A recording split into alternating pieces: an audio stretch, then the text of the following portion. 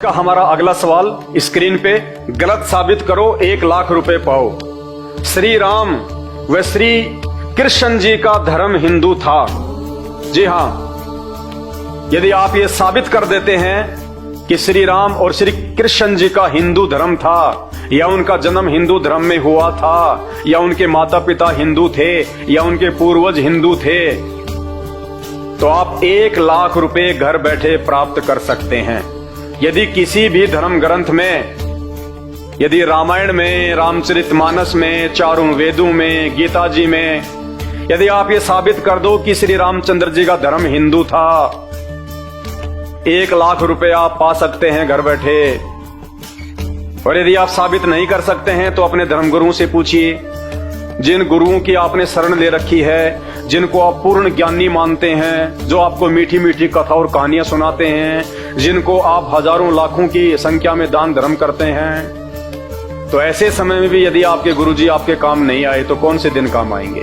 तो अपने गुरुजी से प्रार्थना कीजिए कि हे गुरुदेव, हे प्रकांड ज्ञाता, हे सारे शास्त्रों के मर्मज्ञ, मुझे 1 लाख रुपए जीतने का मौका मिल रहा है, आप मेरी मदद कीजिए और मुझे बताइए कि श्री राम और श्री कृष्ण जी का धर्म क्या था।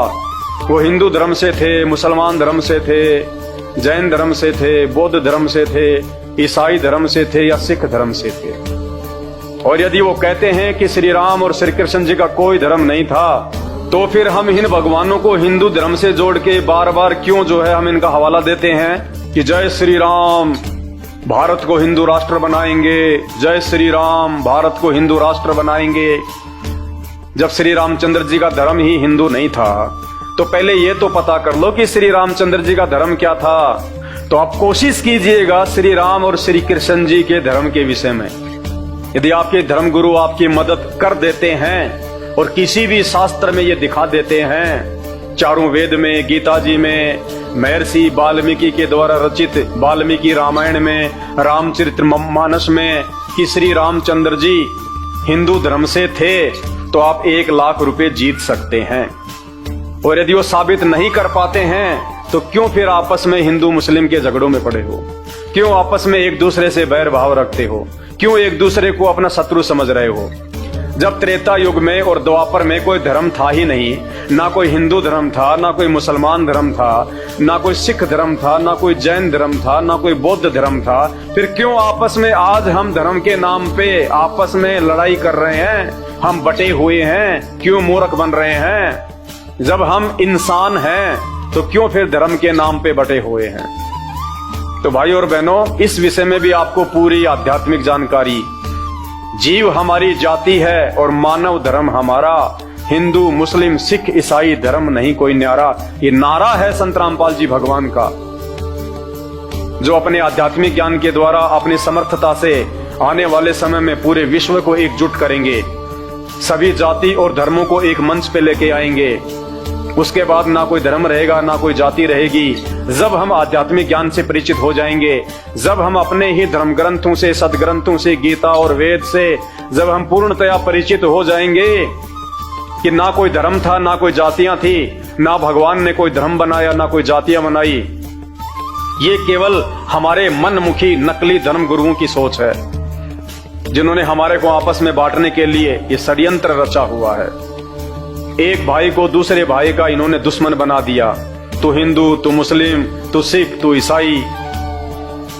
तो भाई और बहनों, जब तक आप संत रामपाल जी के यूट्यूब पे जाके सत्संग सुनना शुरू नहीं करेंगे, और विशेषकर सृष्टि रचना, यूट्यूब पे जाके सर्च करें सृष्टि रचना संत रामपाल जी भगवान, आपको पता चलेगा ना कोई जातियां थी, ना कोई धर्म था।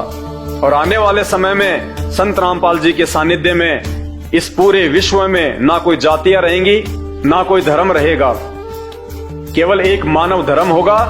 तो आपसे मेरी प्रार्थना है, ये जितने भी नकली धर्म गुरु जो गांव गांव शहर शहर में बैठे हुए हैं, जो हमारे धर्म ग्रंथों में वर्णित सच्चाई से अपरिचित हैं और आध्यात्मिक क्षेत्र में आपका कुमार्ग कर रहे हैं, आपको सही दिशा नहीं दे रहे हैं, और एक समय ऐसा आएगा ना आप अपना बचाव कर पाओगे, ना आप अपने परिवार का बचाव कर पाओगे, और आप उन धर्मगुरुओं के आगे हाथ जोड़ते रह जाओगे, इन देव देवताओं के आगे हाथ जोड़ते रह जाओगे, ये भी आपकी किसी प्रकार की कोई भी मदद नहीं करेंगे।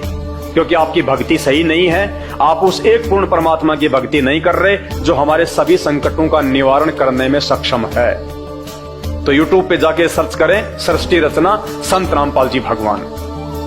तो YouTube पे जब तक आप उनके द्वारा बताई गई सृष्टि रचना को नहीं पढ़ेंगे, नहीं समझेंगे, तब तक आपको किसी भी धर्म का कोई भी धर्म ग्रंथ समझ में नहीं आएगा। भाई और बहनों, 2 घंटे से मुझे थूक बिलोने का कोई शौक नहीं है। आप भी अपने कीमती समय में से थोड़ा बहुत समय निकाल के ये वीडियो देख रहे हैं, तो ये वीडियो देखने का फायदा उसी समय है जब आप संत रामपाल जी के सत्संग सुनना शुरू करें। क्योंकि आज इस पूरी धरती पर केवल एक ही परम संत है, बाकी कोई संत इस धरती पे नहीं है। और जितने भी संत हैं, ये धर्म गुरु हैं, इनको अपने स्वयं के धर्म के विषय में पूरी जानकारी नहीं है। इनको स्वयं के धर्म ग्रंथों के विषय में पूरी जानकारी नहीं है। हिंदू धर्म गुरुओं को गीता जी और वेदों के विषय में पूरी और सच्ची जानकारी नहीं है। मुल्ला और मौलवियों को मुसलमान धर्म के विषय में, कुरान शरीफ के विषय में, तौरेत, जबूर और इंजिल के विषय में पूरी जानकारी नहीं है। जितने भी पादरी और पास्टर हैं, इनको बाइबल के विषय में पूरी जानकारी नहीं है। सिखों को गुरु ग्रंथ साहिब के विषय में जानकारी नहीं है। ना ही बौद्ध और जैन समाज को अपने अपने धर्म ग्रंथों की जानकारी है। ये सारी जानकारी संत रामपाल जी ने सभी धर्म के मानने वालों को दी है। आपने उनके सत्संग सुनने पड़ेंगे और सत्संग सुन के आप विचार कीजिए कि आपको मानव जन्म क्यों मिला है। परमेश्वर कहते हैं, मानव जन्म पाए के जो नहीं रटे हरि नाम, और जैसे कुआं जल बिना फिर बनवाया क्या काम। ये 84 लाख योनियों से भिन्न एक मानव शरीर हमारी को केवल और केवल भक्ति के लिए मिलता है। अन्य योनियों में जाके महादुख भोगने से बचने के लिए मिलता है। और ये केवल उसी समय संभव है जब हम एक परमेश्वर की भक्ति करें। और एक परमेश्वर की जानकारी वर्तमान में पूरी पृथ्वी पे यदि किसी धर्मगुरु के पास में है तो केवल परम पूज्य सतगुरु रामपाल जी भगवान के पास में है। और जब तक आप उनके सत्संग नहीं सुनेंगे, आप उनके विचारों से परिचित नहीं होंगे, तब तक ऐसे ही आप अपना ये अनमोल मानव जन्म बर्बाद करते रहेंगे। और आज मानव जन्म में आप कितने सुखी हैं बिना भक्ति और भगवान के। और कल को जब ये शरीर छूटेगा, हम 84 लाख योनियों में जाएंगे, उस समय हमारे साथ में क्या बीतेगी। आज आप एक गधे का जीवन देख लीजिएगा, आज आप एक बैल का जीवन देख लीजिएगा, कितना महादुख भोगता है। सारा दिन खेत में चलता है, गाड़ी में उसको किसान जोतता है। एक गधा सारे दिन ईंट के भट्ठे के ऊपर कितनी मेहनत करता है, सारा दिन ईंटें ढोते रहता है। अन्य पक्षी देख लीजिए, पशु देख लीजिए, एक कुत्ता देख लीजिए, सर में कीड़े पड़ जाएं, पूरे शरीर पे उसके खुजली हो जाए, एक्सीडेंट में उसका पैर कट जाए, कितने दुख भोगते हैं। आप और हमारे ऊपर तो छोटी मोटी कोई भी आपत्ति आती है, हम तो तुरंत अपने किसी रिश्तेदार को बता दें, कहीं से सहायता प्राप्त कर लें, मेडिकल प्राप्त कर लें, हॉस्पिटल में चले जाएं। भूख लग रही है तो खाना खा लें, कहीं भी 56 प्रकार के भोजन बना के खा लें। और कल को जब भक्ति सही नहीं करेंगे, और ये तो विधान है परमात्मा का, ये मोटे मोटे ग्रंथ भगवान ने कोई ऐसे थोड़े ना लिखवाए, मजाक में थोड़े लिखवाए। चारों वेद और ये गीता जी, ये पुराण, इनमें भक्ति और भगवान के विषय में जानकारी है। इस मानव शरीर से हमें क्या करना चाहिए उसकी जानकारी है। और यदि हमने वो कार्य नहीं किया, संत रामपाल जी की शरण में आके एकमात्र पूरे विश्व में उस तत्वदर्शी संत की शरण प्राप्त करके यदि हमने एक परमात्मा की भक्ति नहीं की, तो अगला जन्म 84 लाख योनियों का। फिर हमें ना कोई सत्संग के विषय में बताएगा, ना कोई समझाएगा, ना हम समझने के लायक रहेंगे। कहते माता पिता मिल जाएंगे लग 84 माही, सतगुरु की सेवा और भक्ति ये फेर मिलन की नाही। आज अनजाने में लोग कहते हैं माता पिता ही हमारे गुरु हैं, माता पिता ही हमारे गुरु हैं। बहुत अच्छी बात है, वो भी गुरु हैं, उन्होंने भी आपको जीवन जीना सिखाया है, बचपन में आपको शिक्षाएं दी हैं। लेकिन बिना आध्यात्मिक गुरु के वो माता पिता भी मरने के बाद 84 लाख योनियों में जाएंगे और आप भी 84 लाख योनियों में जाएंगे। वहां पे ना आपको मां बचाएगी ना आपको वो पिता बचाएगा। तो ये परमपिता परमात्मा इस धरती पे प्रकट है, सबका पिता है, सबकी मां है। ये हमें सत्य आध्यात्मिक ज्ञान देके 84 लाख योनियों से भी बचाएंगे।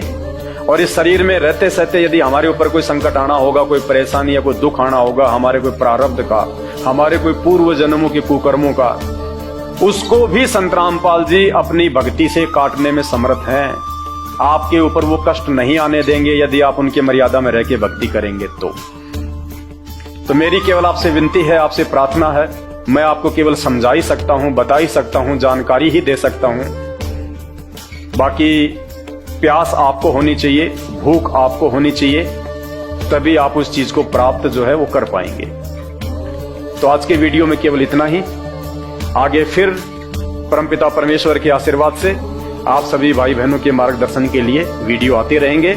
अभी तक यदि आपने हमारे Facebook page Pawan Das is live को फॉलो नहीं किया है तो आप जी फॉलो करें, वीडियो को शेयर करें, ताकि ये जानकारी अन्य भगत भाई बहनों तक भी पहुंचे जो अभी उन अज्ञानी और नकली धर्मगुरुओं के चक्कर में अपने मानव जीवन को बर्बाद कर रहे हैं। बंदी छोड़ सतगुरु रामपाल जी भगवान की जय हो।